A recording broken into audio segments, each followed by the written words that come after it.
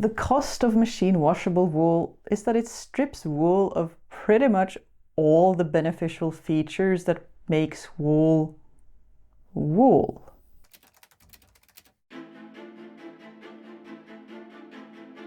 Hello and welcome. Today I want to talk about superwash wool, machine washable wool, kitties, shrink-resistant wool, whatever you want to call it. For the purpose of this video, we will be treating them as one and the same, even if there may be some technical differences. This video is also a small science collaboration with the University of Nottingham and their Nanoscale and Microscale Research Centre, which I am super excited about, and I definitely want to do more collaborations like this. They have very graciously provided the scanning electron microscope images that are dotted throughout this video of wool I sent them for their monthly Under the Microscope feature. So, what is wool and why does it need treatment to be machine washable? Wool is a protein-based textile fiber most commonly acquired from various breeds of sheep all over the world. But wool can also come from alpacas, goats, rabbits, yak, and many other furry animals. We will focus on sheep's wool here though. One of the really cool things about wool fibers is that they have a water-repellent outer layer around a water-absorbent inner core. Initially, water will bead up on the surface of the wool, but once it seeps in, it can absorb 1/3 of its weight in water before it even starts feeling wet, which makes it comfortable to wear even when hard at work or getting rained on. It also keeps you warm even when wet, which makes it so much safer in really cold conditions, to the point that the safety lecture from when I worked in the far Arctic of Svalbard specified that woolen undergarments should be real wool, not microfiber synthetics. Untreated wool is also naturally fire resistant. It may smolder and smell like burnt hair, but under normal circumstances it will self-extinguish again. But something many of us may have had an unwelcome reminder of is that wool also felts. And that is because wool fibers have these cuticles that stand out from the fiber itself. When the fibers are rubbed against each other vigorously, especially with the aid of hot water and soap, those cuticles lock together, much like Velcro, and get more and more compact. When done on purpose, felting provides us a wonderfully warm, thick, non-woven garment that very likely predates weaving, but when done accidentally, it can be devastating. The process is irreversible, although a mild case of felting may be somewhat returned to something closer to its previous size with cold water, conditioner, and some very careful stretching. Still, it will never look the same, much to the horror of many a desperate and unfortunate person in knitting forums and social media all over the world. And that's why, alongside the dawn of the washing machine and busy daily lives, scientists in the 50s and 60s, such as Rachel Mackinson in Australia, who were looking into the science of wool and how they could make it shrink resistant. And in 1967, the Chlorine-Hercosett method hit the markets, and it is still the most common method used today to make wool machine washable. The way the Chlorine-Hercosett method works is that after scouring the wool of field debris and most of the naturally occurring lanolin, the wool is passed through a dilute solution of sodium hypochlorite or bleach. The bleach eats away at the outer layer of the wool, wearing down those sharp cuticles that cause felting. After a second bath to rinse the bleach off again, the wool is passed through a synthetic polymer bath. There are a couple of different ones, such as Hercosett 57, which is polyamino amide resin, and Hercosett 125, which is polyamide epichlorohydrin polymer, the latter being the most common by far. And just so we're clear, synthetic polymers like this are a type of plastic. Don't be fooled by the use of words like resin and polymer.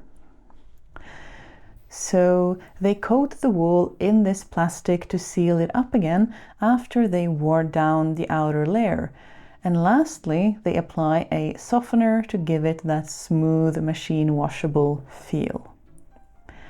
At this stage, even as the polymer layer wears off with time and washing, the wool will be much more resistant to shrinking and felting because those sharp cuticles that promote felting have been permanently worn off.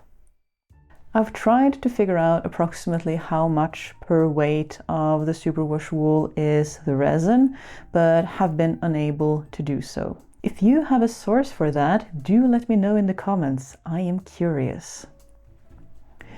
So, what do we gain by doing this? Well, the wool is now machine washable, and it's also softer. Yeah.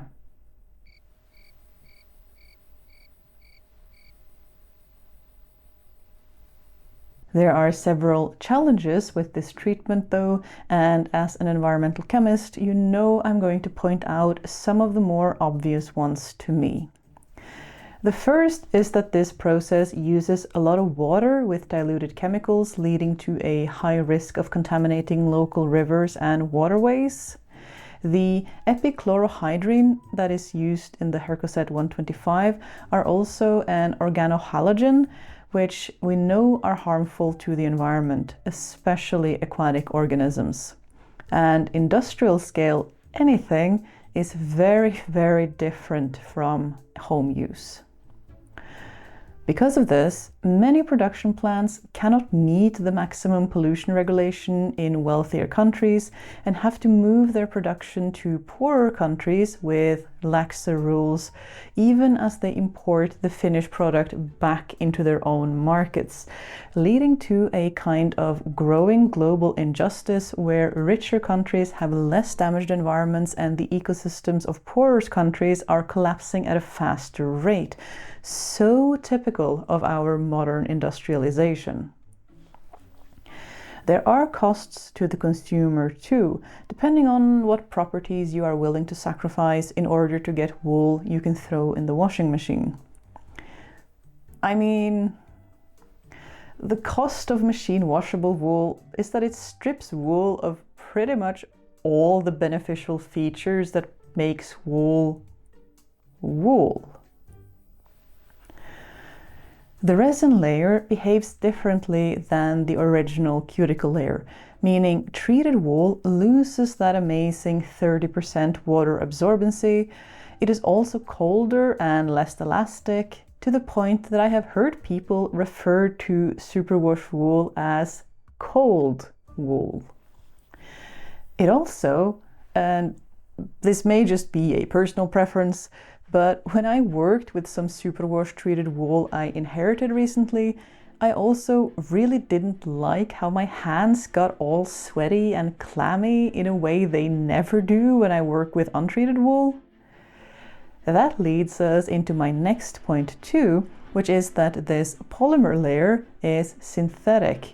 So superwash wool is this like synthetic natural like hybrid, and that synthetic layer is more fond of oils than water, meaning it acts more akin to polyester and other synthetics when it comes to trapping sweat close to our skin and accumulating unpleasant smells.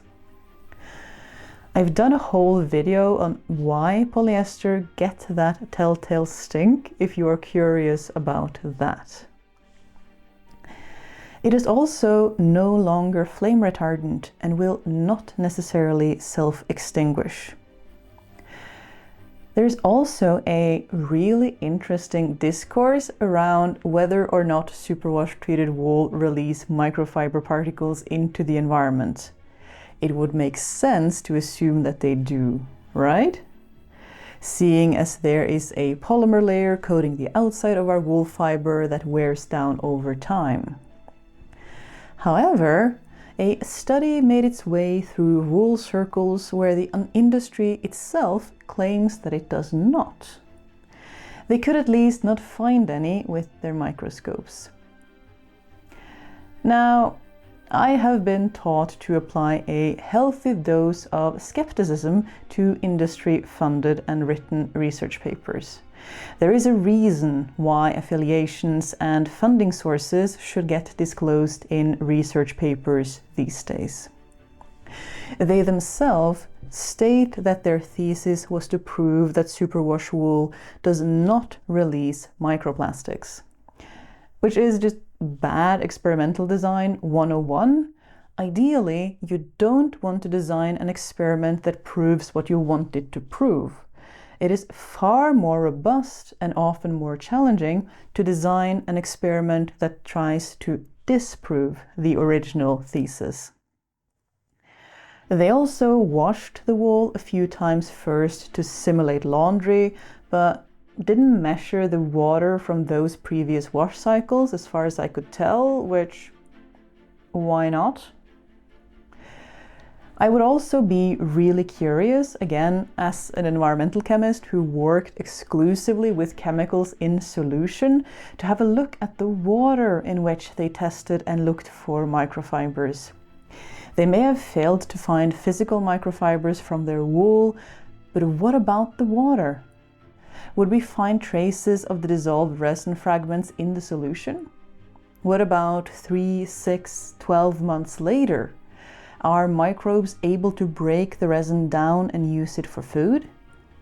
If you're a regular here, you may know that I have some beef with the word biodegradable because it doesn't necessarily mean what the consumer thinks it means.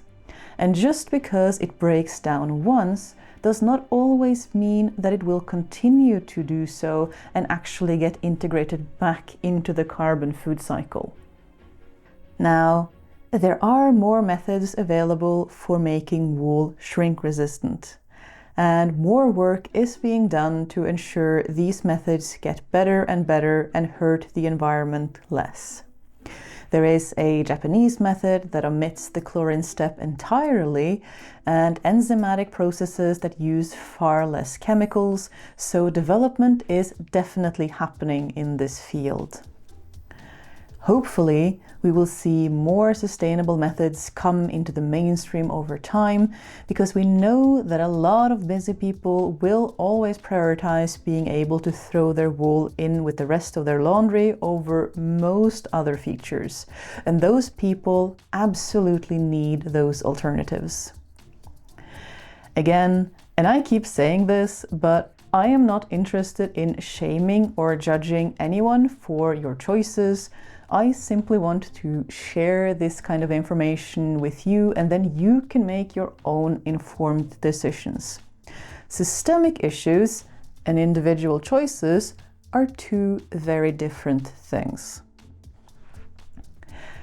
And just to round us off, if you do have untreated wool, how can you best take care of it? I am getting increasingly more wool in my home and in my wardrobe, and to be honest with you, most of the time I don't have to do anything with it. Like this sweater, which I live in most of winter, does not really need to be washed. Following historical clothing practices, I always wear a plant-based layer like linen or cotton underneath that I do change and wash as necessary. On the off chance that it should absorb some kind of smell, putting it on a clothes hanger and outside in the sun with a light breeze for a day will do wonders. Stains are usually not a problem either. I usually take it off and/or wear an apron when baking, and the fuzzy fibers ensure that spills usually don't reach all the way into the stitches, and I've been able to just brush them off. Should I be really unlucky though, a soak in some warm water with mild wool-friendly soap and some careful movement, just like when you block a wool garment, should do the trick to dislodge more stubborn stains. But honestly, I haven't had to do that yet. For tighter wool wovens like my walking skirt, again, I will wear a linen petticoat or two underneath, and when the hem gets muddy from walking, I let it dry completely and use a soft brush to get that off. Honestly, I feel like brushes are underutilized and underappreciated these days with disposable sponges and paper towels everywhere. But you'll be amazed at just how good brushes are at especially getting into textile fibers. Somewhat depressing, but tangentially related, although hard data is obviously not available, Norwegian ethnologist Ingunn Grimstad Klepp theorizes through existing sources of laundry in the 1800s that we may not actually spend less time doing laundry now that we have the washing machine than we did 200 years ago. Changes in clothing habits, clothing amounts, and not to mention how fast we consider a piece of clothing in need of a wash all contribute to us spending a significant amount of time on our laundry today. And yeah, perhaps just as much as they did before we got the washing machine. One of the things that really frustrates me though is that producers are not legally required to disclose whether wool has been treated or not in the garment and laundry tags of new clothing. I once splurged on a woolen sweater thinking naively that it was untreated wool, but the slow accumulation of less than pleasant odors, no matter how much I carefully washed it and aired it out, lead me to the disappointing conclusion that it most definitely was not. There is no guaranteed way of identifying treated wool in the shop that I am aware of, but if the laundry tag tells you that it is 100% wool but can handle the washing machine, I would have my suspicions. But please, please introduce legislation that makes it a requirement. You do it on yarn. Why not on clothes? I hope you enjoyed this little dive into machine washable wool treatment and some of the really cool features that makes wool wool. A very special thank you for this video goes to Luke Norman at the University of Nottingham's Nanoscale and Microscale Research Centre for featuring our wool samples as one of the under the microscope features. Also a good thank you to Lorelei Robertson for imaging the wool on their Thermo Fisher XL30 scanning electron microscope, and especially to my friend Leigh who introduced me to Luke in the first place. This was so much fun. I would definitely be open to more collaborations like this in the future. If you like detailed images of everyday things, I would definitely recommend you give their Under the Microscope series a look. Links to the nmRC and their work, along with all the other references in this video, can be found in the description below. And as always, I wouldn't be here getting to talk to these cool people without the help of my patrons. We've started doing bonus clips, bloopers, extra void clips, and other such sundry things in relation to new videos over on Patreon now, so if that is of interest to you, do consider stopping by. But that's it for this time. Thank you so much for watching. Bye!